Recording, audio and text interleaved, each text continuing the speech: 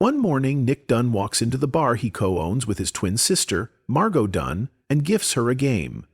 She places it in her collection and tells him to break the silence or else she'll start sharing her stories.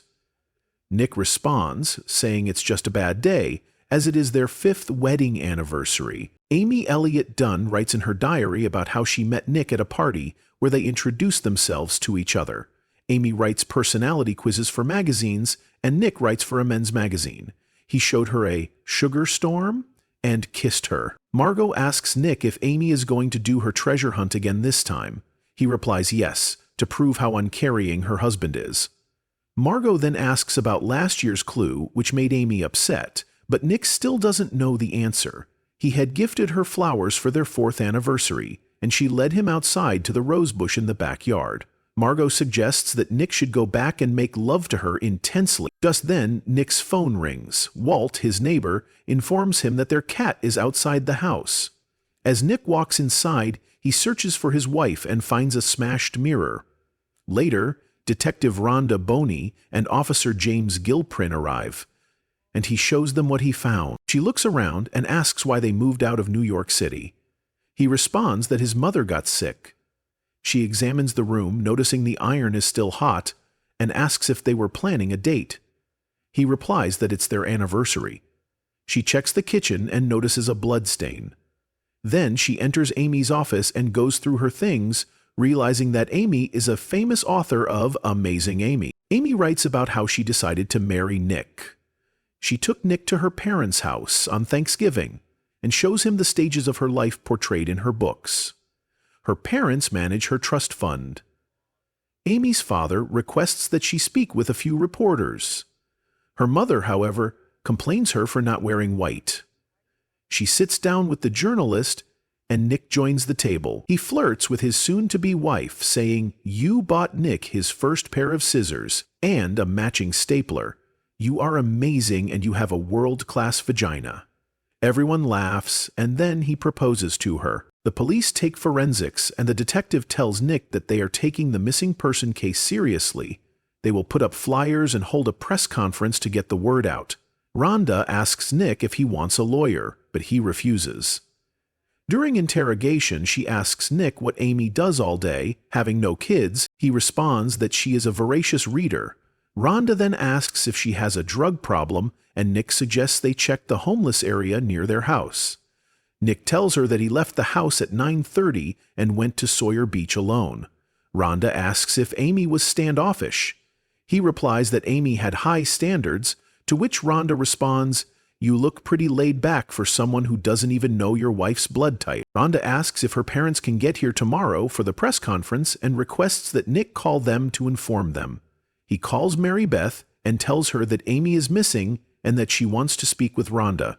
Nick notices that it's his father and goes in to ask the officer what's wrong, and the officer tells them they found him walking disoriented. Nick drives him back to the old house. Amy writes about how marriage is hard work and reflects on her happy moments with her husband during their 2 years of marriage.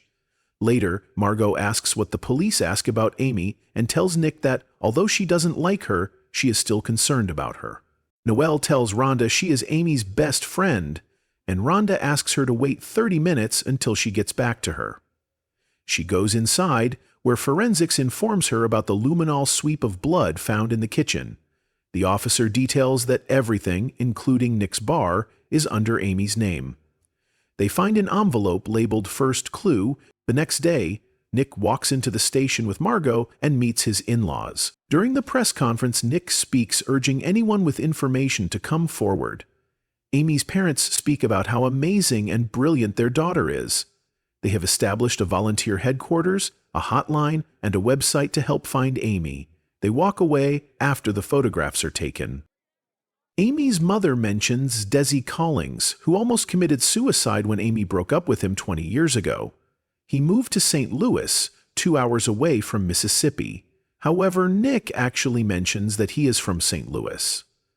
Amy's father then brings up Tommy O'Hara, whom Amy broke up with 8 years ago in New York City. Amy also filed physical charges against him. Rhonda asks Nick about the envelope, to which he responds, "My wife does these treasure hunts for our anniversary." He reads it aloud. Although the spot couldn't be tighter, it's a cozy room for my writer. Nick is happy as he knows the answer. He walks her to his office, where they find the second envelope. He reads it while Rhonda finds a panty and keeps it as evidence. Nick says he has no idea about the Brown house mentioned in Clue 2. Later, he drives to the Brown house alone and finds the third clue, but the fire alarm keeps buzzing. Just then, Rhonda walks into Nick's dad's house and he walks her out, assuring her that everything is okay and that he was just there to check. Rhonda wonders if it's the same Brown house from the clue, but Nick denies it and drives off. Nick reads the third clue. Amy writes about finding weak spots in marriage and tells Nick that her parents want to borrow $1 million from her trust fund. Nick responds saying, "We're both laid off, but you've already made the call." Nick Day, Amy is pissed off because Nick bought a new video game without her permission.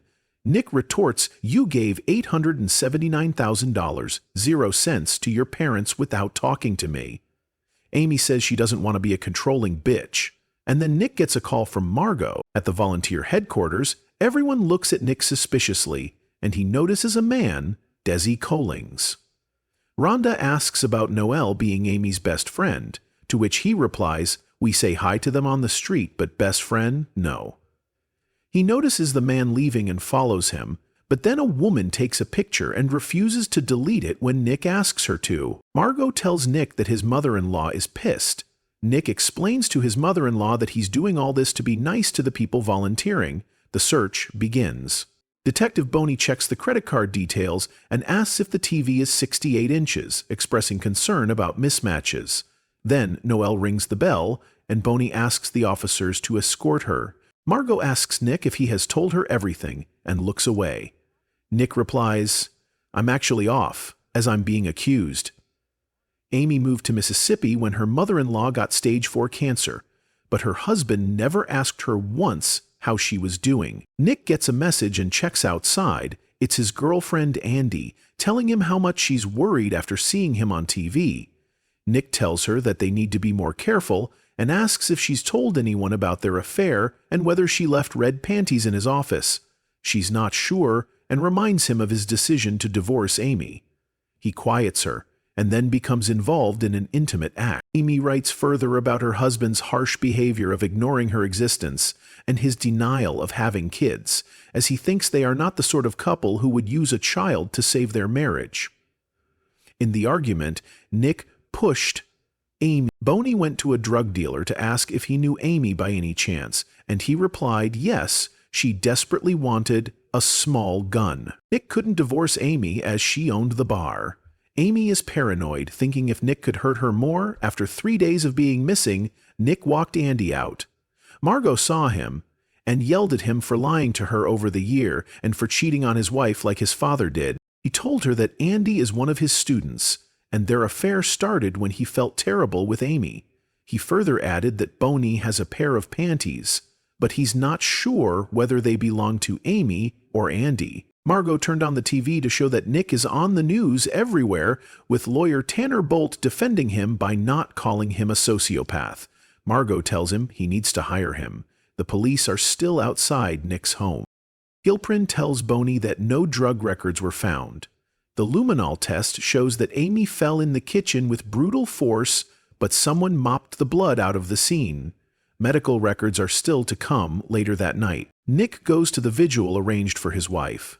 Everyone gathers, and he speaks to the audience, stating that he has nothing to do with his wife's murder and that he is cooperating with the police.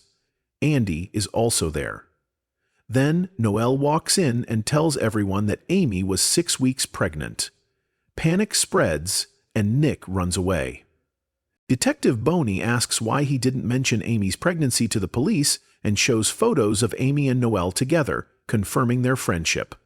Boney then points out how fragile the floor is, yet everything remained in place during the life and death struggle. She mentions that the luminol test showed the kitchen was lit up and that Amy bled while someone mopped it. She tells Nick that he is in debt by $117,000, 0 cents.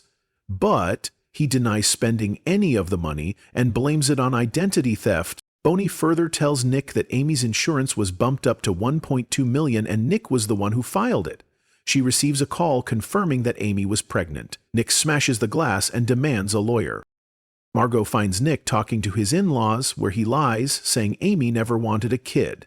He tells Margot that Amy didn't want kids, but she responds, "No one will believe you now." Nick shows her reports from the fertility clinic, but Amy had thrown them in the trash. He says it would have been the best thing to have kids with Amy a year ago, and he kept the letter she received from Desi Collings as a reason to hate her. Margot asks him to tell her the truth, as she still doubts her brother. Detective Boney searches for the Brown house to find the reason for Nick's visit the other day. Nick tries to solve the third clue. Boney finds Amy's diary while Nick finally cracks the clue and goes to a woodshed, where he discovers everything has been bought with a credit card. Amy framed Nick and went missing, so he ends up in prison for her murder. To fake a convincing murder, Amy befriended Noelle and fed her stories about Nick's violence. She secretly created money troubles, bumped up her life insurance, bought a getaway car paying in cash.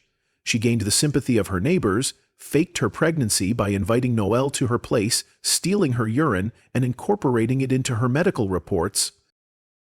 She waited for Nick to start his day, then created the missing person scene with enough mistakes to raise suspicions.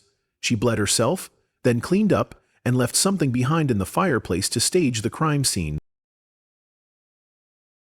Amy also wrote a diary detailing Nick and Amy's tales, inventing fake credit card charges, abuse, and fear to make the cops suspect Nick. She then burned the diary just enough to make it look natural. She left everything in the woodshed for Nick to be found in Clue 3. She also decides to kill herself and dump her body in a river, making everyone believe it was Nick. She changes her appearance, trying her best to pretend to be the kind of woman man loves. She changed herself for Nick to be cool, as she was enjoying some of it, inspiring him to be a smarter guy. But eventually, Nick became lazy, turning into the man she didn't agree to marry, and found a younger girl to cheat on her with. She couldn't let him win. Amy hammered her face to change her looks and hide her true identity. Nick shows Margot where do you store goodies for Anniversary 5 wood. It's Margot's woodshed. They open the present and Margot reads the letter, where Amy mentions sending him on a trip up river, which means prison. She had staged everything to make it look like Nick went to Sawyer Beach the day she went missing so he wouldn't have an alibi. Inside the box, there are Punch and Judy puppets. Margot asks if Missouri has the death penalty. Well, that's what Amy's motive is. The next morning, she looks at her calendar and heads out, greeted by Greta. After 2 days of being missing, she posts anonymous comments on a website. After 3 days, she tells Greta that she went to her husband's bar to surprise him, but then saw him with another woman, doing the exact same thing he did with her. After 4 days, Nick flies to meet Tanner Bolt and tells him everything. Tanner agrees to take his case for a retainer fee of $100,000 0 cents and tells him that they need to realign the public perception of Amy, starting today, to prepare the defense. Nick mentions Tommy O'Hara being accused by Amy, as well as ex-classmate Desi Collings. Tanner asks him to go talk to Tommy. Tommy tells Nick that Amy accused him of raping her and he served a 30-year sentence. He met her at a party and she made him her business. She planted everything against him, putting ties in his drawers and portraying that he tied her to his bed and raped her. Amy watches the news with Greta, who calls Amy a rich, spoiled bitch for marrying a cheating asshole. Amy pukes in her soda. Nick calls Margot and tells her about Tanner's retainer fee, and she is ready to give her savings to save her brother. The TV shows are alleging that Nick has a close relationship with his sister Margot, calling it twincest. Amy is happy hearing the news and reports strange activities happening at Margot's woodshed. Nick goes to see Desi Collings to hear his side of the story, but Desi isn't interested in talking to him. People are outside Nick's bar taking selfies as he drives through. Boney goes through Amy's diary one more time, feeling hinky about it. After 5 days, Tanner arrives. Nick explains that Amy found out he was cheating and decided to teach him a lesson. She left clues to the places where Nick used to make out with Andy, his office, the Brown house, and Margot's Woodstead. Tanner tells Nick to speak to the cops about his affair, to stay on the front foot, and he appoints his two best men to find Amy. They are suspicious about what Amy left in the Brown house, but when they went to see, it's cordoned off. Amy is playing golf with Greta when her money bag accidentally drops. Later, while she's counting it, she hears a strange sound. After 6 days, Tanner asks Nick to confess his affair on Sharon's special show, so people can sympathize with him. The next morning, Greta and her boyfriend come into Amy's room and rob her of money. Amy leaves and reports it to the police. Nick rehearses everything to speak on the TV show. Amy goes to a casino and meets Desi. She tells him fake stories about Nick and how she lost her baby. Desi sets her up at his lake house. Right before the show, Andy talks to the media confirming her affair with Nick. Tanner tells Nick to drop the plan as they are no longer ahead, but Nick insists he can still do it. The show will air the next day. Desi shows Amy around and explains that each area is guarded by cameras. After 8 days, Desi brings her new clothes and tells her they will watch the Sharon show together. On the show, Nick apologizes for his infidelity and talks about how his life completely changed after meeting Andy. Nick faces the camera and speaks directly to Amy, saying, "Come back, I love you." He pretends everything is fine. Amy decides to drop the plan of killing herself. Just then, Boney arrives with a search warrant for Margot's property. They find everything inside and take Margot into custody. Desi reminds Amy of their old times. During interrogation, Boney asks Nick a few questions from Amy's diary, but he denies ever assaulting her. Boney arrests Nick for the murder of Amy. After 21 days, Amy purposely kisses Desi, biting his lips. Once he leaves, she fakes a scene.